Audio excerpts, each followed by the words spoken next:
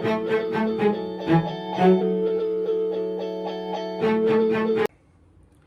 मैं हूं अजीत कुमार झा और संपादक पावर पिक्सार चैनल। आज हम अपने लीग से हटके दूसरा इंटरव्यू कर रहे हैं, cultural, not political, not election related. उसमें भी कुछ पॉलिटिकल एंगल जरूर है जिसके बारे में हम बाद में बातचीत करेंगे, बट पूरा फोकस है मिथिला पेंटिंग पर। इसका दूसरा नाम है मधुबनी पेंटिंग। और हमारे साथ आज दो मधुबनी के टॉप कलाकार, इनफैक्ट मैं कहूंगा ऑलमोस्ट भारत के टॉप कलाकार, Rupam and Nisha. Both of them हम दोनों से जो है सवाल करेंगे और आपको बताएंगे इनके पेंटिंग के बारे में, मिथिला पेंटिंग होता क्या है, मधुबनी पेंटिंग का इतिहास क्या है और आगे किस मोड़ पे ये जा रहा है। आपको पता है कि नरेंद्र मोदी अयोध्या में जिस दिन प्राण प्रतिष्ठा किए, उस दिन उन्होंने कुछ मिथिला पेंटर्स को मधुबनी दरभंगा से अयोध्या लाए थे और उसमें से एक पेंटर जो उस दिन आई थी मधुबनी से अयोध्या, वो थी निशा। निशा, हम तुमसे स्टार्ट कर रहे हैं इंटरव्यू। पहला सवाल ये कि क्या हुआ उस दिन मधुबनी से तुम अयोध्या आई, तो थोड़ा जो है बताओ कहानी। मोदी जी से कहाँ मिली, क्या हुआ, उद्देश्य क्या था, ब्रीफ में हमें थोड़ा बताओ। बाद में तो हम पेंटिंग के बारे में बात करेंगे, but let's start. Modi ji Mithila painters को क्यों लाए अयोध्या? मधुबनी से बहुत सारे आर्टिस्ट आए हुए थे, जिसमें से मैं थी और मेरी माँ विनीता झा भी थी। तो वहाँ से हम लोग दरभंगा से अमृत भारत ट्रेन से अयोध्या जी गए थे। तो वहाँ पे उसको हरी झंडी दिखाना था माननीय प्रधानमंत्री जी को।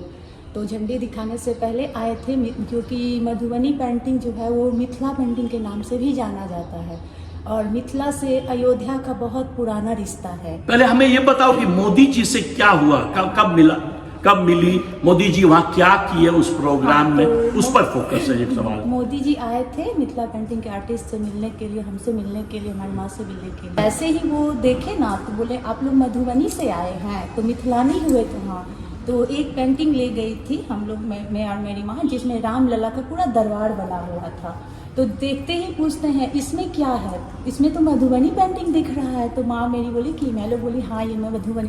तो ऐसे क्यों रखें, जल्दी से हमें खोल के दिखाइए, क्योंकि राम लला के लिए आया है, मिथिला से आया है आप लोग, तो वो तो ससुराल वालों के लिए, मायके वाले तरफ से उपहार हुआ। जल्दी तो मोदी जी का उद्देश्य क्या था निशा? तो क्यों बुलाए थे मिथिला पेंटर को अयोध्या? क्या फर्स्ट ऑफ ऑल पहली बार तुम अयोध्या गई थी? हाँ, मैं पहली बार अयोध्या गई थी। और क्या उसका उद्देश्य क्या था मोदी जी का? मोदी जी का उद्देश्य था कि रामलला का जब प्राण प्रतिष्ठा हो रहा है अयोध्या जी में, तो कुछ भी चीजें जब हमारे मिथिला में हो या अयोध्या में हो, तो कहा जाता है कि दोनों तरफ का, दोनों जो होता है ना, लड़का के पक्ष का और लड़की के पक्ष का, दोनों के पक्ष का होना चाहिए।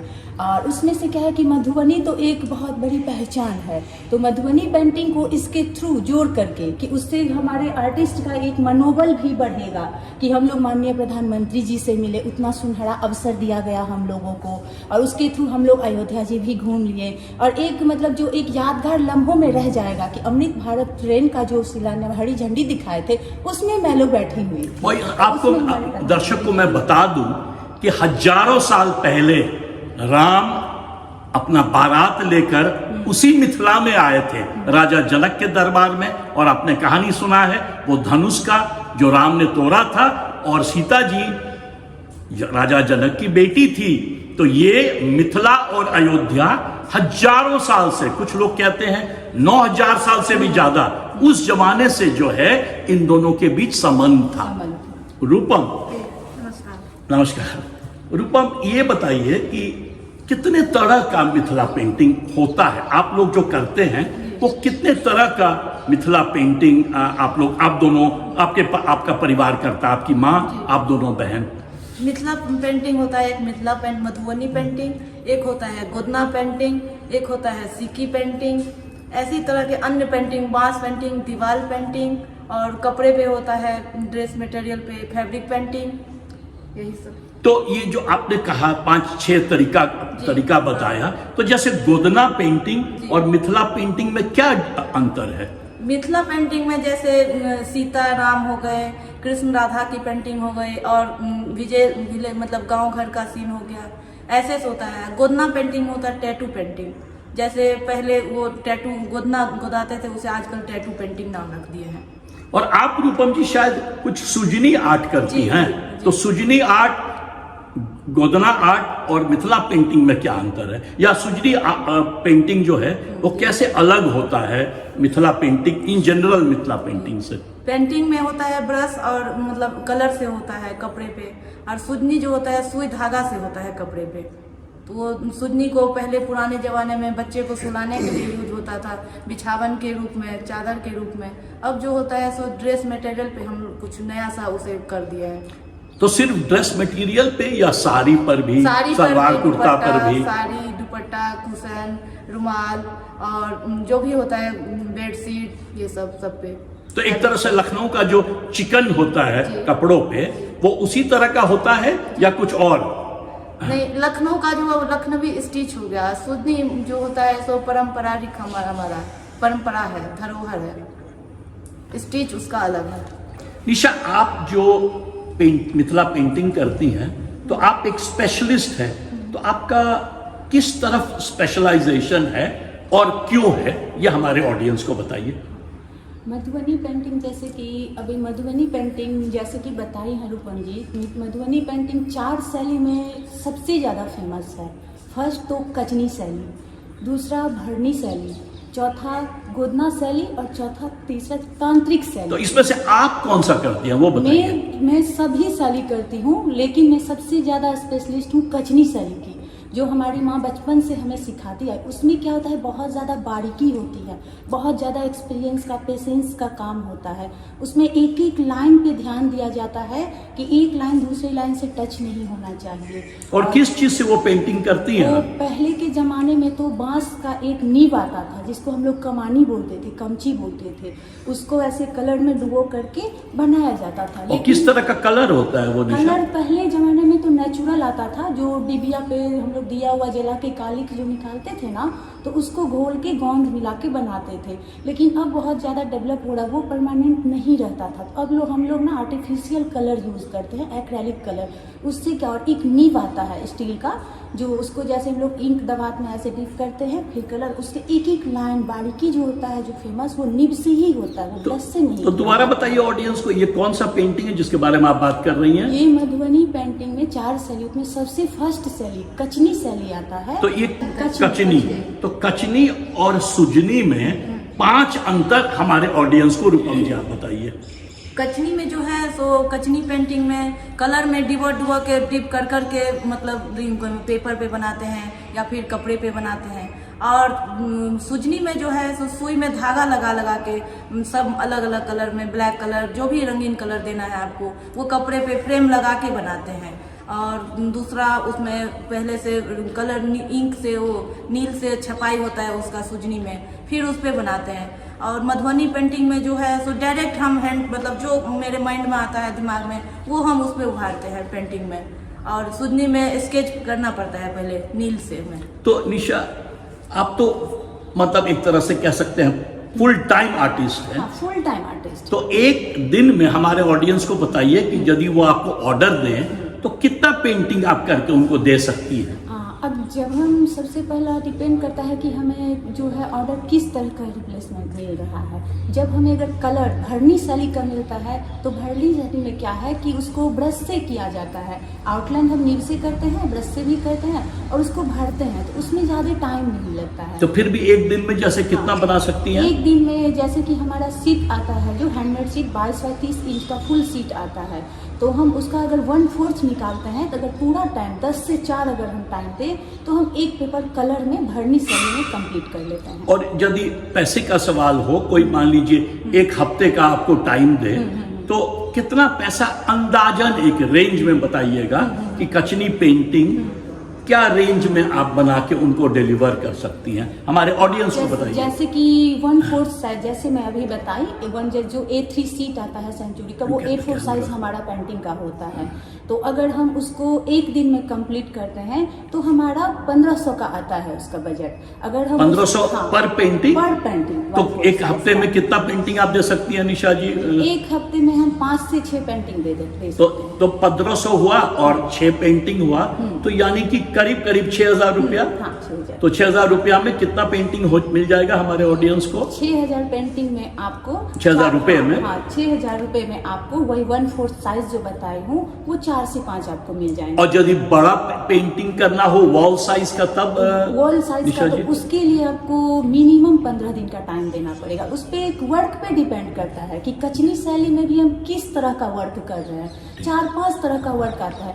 एक जो आता है जो मोटा वर्क होता है कचनी शैली में, लाइन पेंटिंग भी उसको हम बोलते हैं, तो वो थोड़ा जल्दी बनता है क्योंकि उसमें लाइन जो बारीकी होता है वो मोटा मोटा आता है। लेकिन एकदम फाइनली फिनिशिंग जो होता है बारीकी, वो हम अगर कंटिन्यू करें ना तो हम लोग 1 घंटा से ज्यादा कर नहीं पाते हैं। अच्छा रूपम जी, यदि आपको सुजनी पेंटिंग बना के देना पड़े फुल टाइम, और आप तो शादीशुदा है, आपका तो परिवार का भी प्रेशर है, पर कितना आप कर सकती हैं पर डे सुजनी? मान लीजिए साड़ी पे करना हो, किस तरह का साड़ी चाहिए पहले वो हमारे ऑडियंस को बताइए, और उस पर टाइम कितना लगेगा और खर्च करीब करीब कितना पड़ेगा?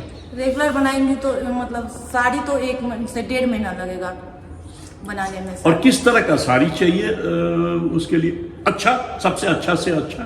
सबसे अच्छा से अच्छा वो डिजाइन पे मतलब होगा, किस तरह का डिजाइन है। लाइट, सबसे लाइट डिजाइन वाला जो होगा, हल्का डिजाइन में, वो 1.5 महीना लगेगा मुझे बनाने में। तो हल्का डिजाइन जैसे थोड़ा बताइए उसके बारे में, हल्का डिजाइन क्या होता है? मैं थोड़ा तो मतलब 2 इंची जैसे बॉर्डर होगा और पल्लू में होगा बूटा बूटा होगा, कहीं कहीं पूरा भरा हुआ मधुबनी पेंटिंग जैसा नहीं रहेगा वो, क्योंकि हमारा थोड़ा सुजनी हार्ड हो जाता है मधुबनी पेंटिंग। और यदि मान लीजिए वो जो दुपट्टा होता है लड़कियों का, हाँ। तो उसमें कितना देर लग जाएगा? दुपट्टा लग जाएगा आपको 10 दिन लग जाएगा एक दुपट्टा बनाने में। और कुर्ता ऊपर का सूट का लग जाएगा बनाने में आपको वही 1 हफ्ता।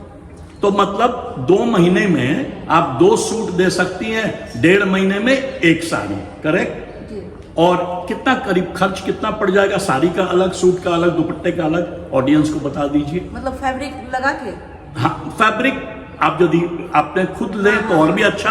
मान लीजिए आप फैब्रिक देंगे या फिर हम अपना सारा देंगे? तो दोनों का बता दीजिए आप। दोनों का।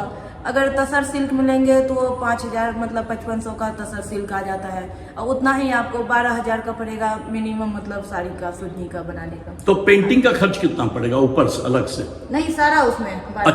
अच्छा, तो फिर दोबारा ऑडियंस को बताइए जरा। साड़ी का इतना, दुपट्टा का इतना, सूट का इतना, वो बता। ज्यादा हम कॉटन पे मतलब उसमें जो होता है सो मतलब बारीकी हमारा बहुत होता है सुजनी का, और उसमें सिल्क में सही रहता है फैब्रिक, तो उसमें आपको लग जाएगा 1 महीना बनाने में, साड़ी 1.5 महीना, और 12000 से स्टार्ट रहेगा साड़ी का।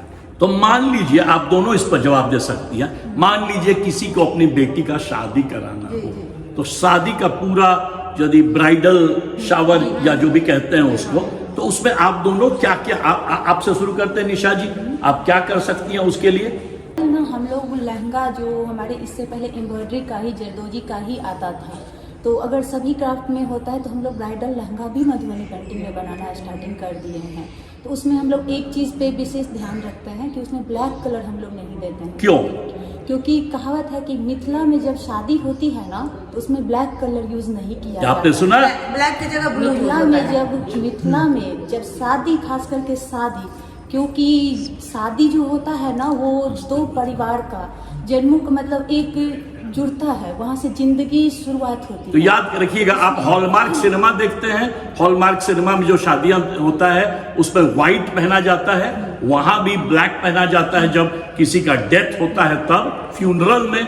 तो वही समझाने की कोशिश कर रही हैं। हाँ। दोबारा निशा जी आपको। हमारे मिथिला में एक कल्चर है जिसमें कि कोई भी शुभ काम जब होता है उसमें काला, ब्लैक कलर का यूज नहीं किया जाता है। जैसे कि कोहबर बनता है तो हम लोग सिंगल रेड कलर लाल से बनाते हैं, या नहीं तो अगर मल्टी कलर से बनाना होता है तो उसका आउटलाइन बेस जो होता है हम लोग रॉयल ब्लू से देते हैं, ब्लैक कभी नहीं। तो रूपम जी, सबसे सुंदर कलर साड़ी के लिए यदि ऑडियंस अपना साड़ी आपको दे तो उनको बताइए सबसे अच्छा फबेगा किस कलर पे मधुबनी ऑडियंस? पेंटिंग के लिए सर। हाँ, सुजनी पेंटिंग, हाँ। मधुबनी पेंटिंग, कचनी वो पेंटिंग, कौन सा ओकेजन के लिए शादी के लिए बात कर रहे हैं। शादी के लिए तो सिल्क पे ही रहेगा, कलर में रहेगा, व्हाइट नहीं रहेगा शादी के लिए सही। तो फिर कौन सा रंग आप बताइए? हाँ, येलो रहेगा, रेड रहेगा, और हल्का पिंक रहे? हाँ, हल्का पिंक भी चलेगा। और रंग कौन सा डालिएगा डार्क सुजनी रानी का? सुजनी में तो उसमें मल्टी कलर चलेगा।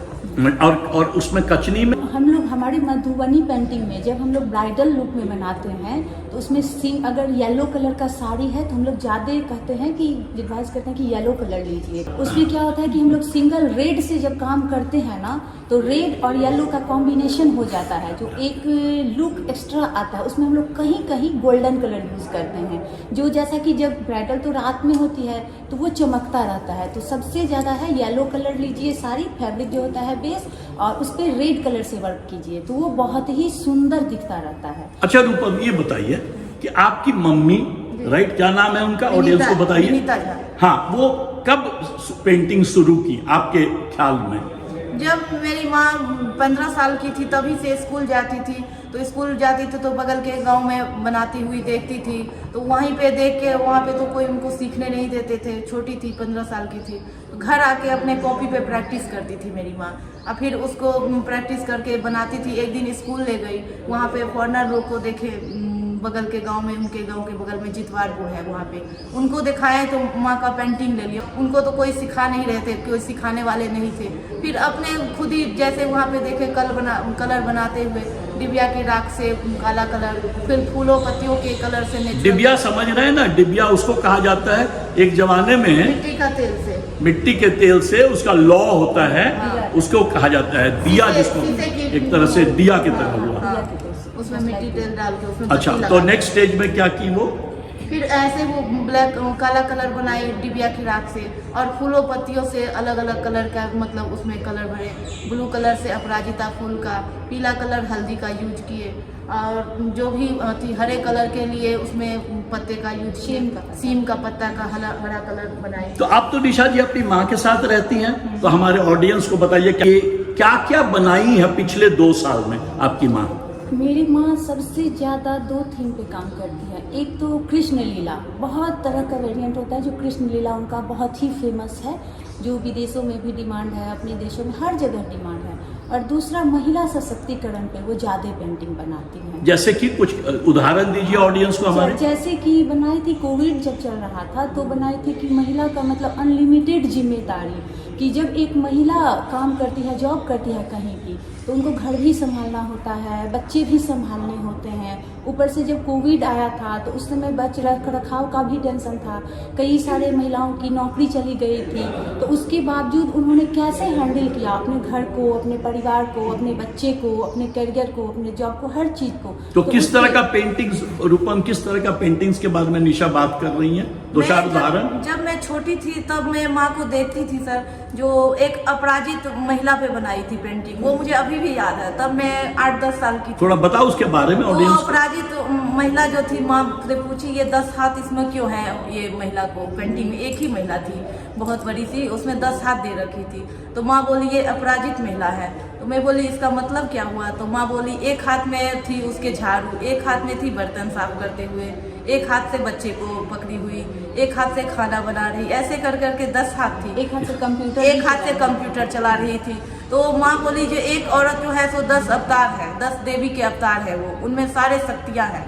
वो 10 एक ही औरत में वो मतलब 10 हाथों की शक्ति रसी है उनमें, वो चाहे तो एक बार में सारे काम कर सकती है। और निशा जी, जब दशहरा होता है, जिसको दुर्गा पूजा कहते हैं, वहां पे तो आपकी मम्मी हमें कुछ भेजती रहती हैं, दुर्गा का बहुत सारा स्वरूप, तो वह हमारे ऑडियंस को जरा बताइए कितने तरह का होता है और उसका नाम क्या होता है?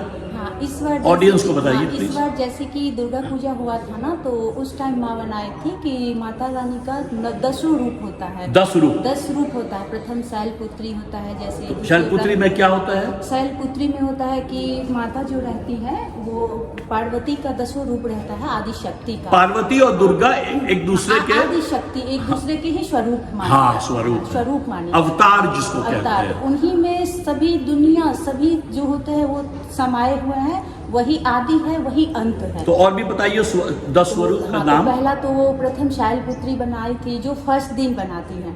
दूसरा दिन, और एक चीज और सबसे बड़ी खासियत है कि एक दिन में वो पेंटिंग कंप्लीट करती हैं कि आज अगर माता का डेडलाइन ओरिएंटेड है इनकी मम्मी। अगर आज माँ का पहला पूजा है तो वो पहला पेंटिंग पूरा घर का काम करते हुए, गांव में तो बहुत सारे पूजा भी, उसके बावजूद आज प्रथम पूजा है तो प्रथम शैलपुत्री का वो पूरा कंप्लीट करती है। नंबर 2 नंबर 3 सारे। उसके बाद द्वितीय ब्रह्मचारिणी का आता है, जो ब्रह्माणी के रूप में हम लोग मानते हैं, तो वो दूसरा दिन ब्रह्मचारिणी का वो कंप्लीट करती हैं।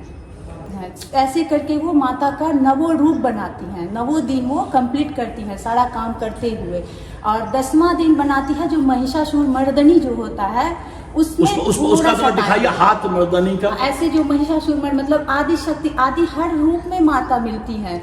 जो मान लीजिए ब्रह्मचारिणी रूप में, शैलपुत्री में। 1 2 10वां बता दी, तीसरा चौथा पांचवा जरा ऑडियंस को बताइए। और कैसा स्वरूप उसका होता है दुर्गा का, जैसे ये बोली ना कि मर्दानी ऐसे। हाँ, तो आप जरा ऑडियंस की तरफ देख के बोलिए, शैलपुत्री का हाथ उठा के कि कैसा होता है। शैलपुत्री माता को होता है ठीक है, बैल पर बैठी हुई कैसे बैठती हैं जरा दिखाइए हाथ से। नहीं, वो तो एक हाथ में कमंडल ली हुई हाँ, तो वो रहती है। कमंडल दिखाइए ना। एक हाथ में कमंडल ली रहती है, एक हाथ में आशीर्वाद रहता है। अच्छा, और बताइए। और गाय पे उधर ऑडियंस की तरफ देख के तो एक पैर मोड़ के बैठी हुई रहती है। और ब्रह्मचारिणी का दूसरा रूप रहता है। ब्रह्मचारिणी का कमंडल रहता है जो हाँ। माता उसमें खड़ी रहती हैं। सरस्वती माता अक्सर आप लोग देखते होंगे कि माता सरस्वती या तो हंस पे या तो कमल पे विराजमान रहती हैं, लेकिन इसमें ब्रह्मचारिणी रूप में ही हमको माता सरस्वती एक हाथ में कमंडलू जो उनका रहता है जिससे वो जल छिड़काव करती है, और दूसरे में कमल रहता है और वो खड़ी दिखेंगी आपको ब्रह्मचारिणी में। तीसरा रूप माता का चंद्र घंटा का होता है, जो उसमें माता रहती है शेर पे बैठी हुई रहती है माता चंद्र घंटा। उनके एक हाथ में तलवार रहता है, एक हाथ में भी कमल रहता है, एक में आशीर्वाद रहता है और दूसरी में गदा देखने को मिलेगी आप। वो भी सिंह पे ऐसे इस मुद्रा में ऐसे विराजमान रहती हैं, ऐसे कमल रहता है और अच्छा। ऐसे रहती हैं, ऐसे। आपने 10 बता दिया।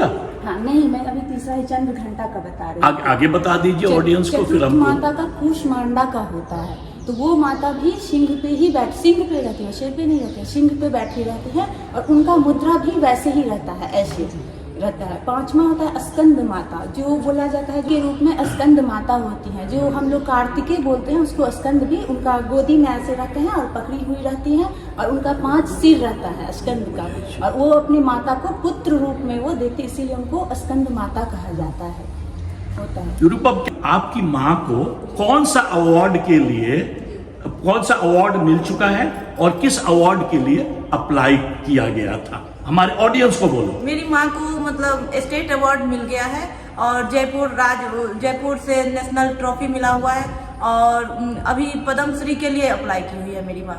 अच्छा, उसमें कुछ ऐड करना चाहोगी निशा? माँ, बहुत सालों से मुझे लोग बोलते हैं कि हम अपने जन्म से पहले कुछ चीज़ों को देखते आए हैं, तो मैं अपने जन्म से पहले से ही देखती आई हूँ कि हमारी माँ पहले के ज़माने में हम लोगों को तो बहुत कुछ मिला है सीखने के लिए, देखने के लिए, करने के लिए, लेकिन मेरी माँ के ज़माने में कुछ भी नहीं था। उस समय से वो करती आ रही है, संघर्ष करती आई हैं, और बहुत सारे जो भी पेंडेमिक होता है हर चीज़ पे पेंटिंग बनाते आ रही हैं, लेकिन अभी तक उन्हें स्टेट अवार्ड मिला है और वो नेशनल भी नहीं मिला है। और इस बार पद्मश्री के लिए वो अप्लाई की हुई थी, लेकिन पता नहीं क्यों सिलेक्शन नहीं किया गया, और फिर भी कोशिश में है कि वो नेक्स्ट टाइम भी करेंगी। तो फिर अगली बार जब हम अब वो अप्लाई करेंगे तो हम अपने ऑडियंस के पास पहुंचेंगे और ऑडियंस को बोलेंगे कि उनको फुल सपोर्ट किया जाए। अच्छा, मैं रूपम से पूछ रहा हूँ, रूपम, बिहार में जो म्यूजियम है, नया म्यूजियम का क्या नाम है रूपम?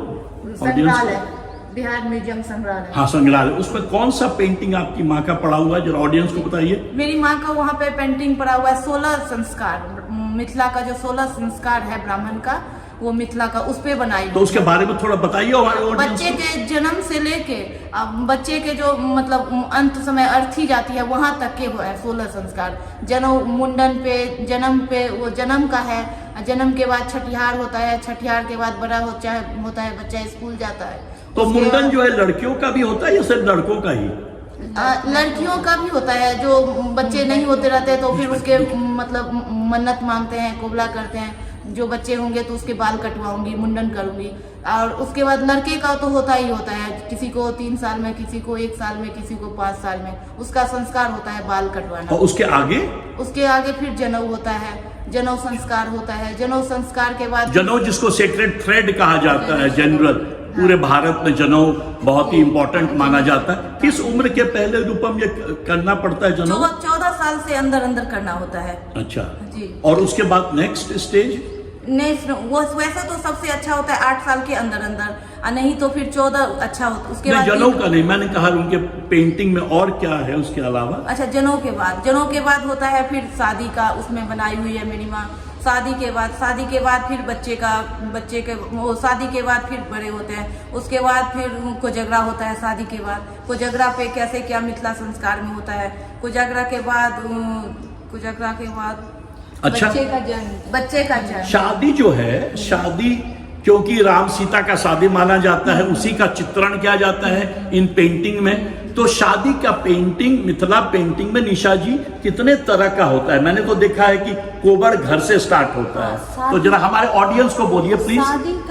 शादी स्पेशल जो पेंटिंग होता है वो कोहबर, सबसे ज्यादा पहले हम लोग मिथिला में गोसाउन को मानते हैं, गोसाइनी मानते हैं। भगवान गोसाइनी का मतलब क्या होता है हमारे ऑडियंस को बताइए। किसी को कुल देवी होते हैं, जिसकी भगवती होती है उनको हम लोग कुल देवी बोलते हैं, और जिनका कुल देवता भगवान होते हैं उनको हम लोग कुल देवता बोलते हैं।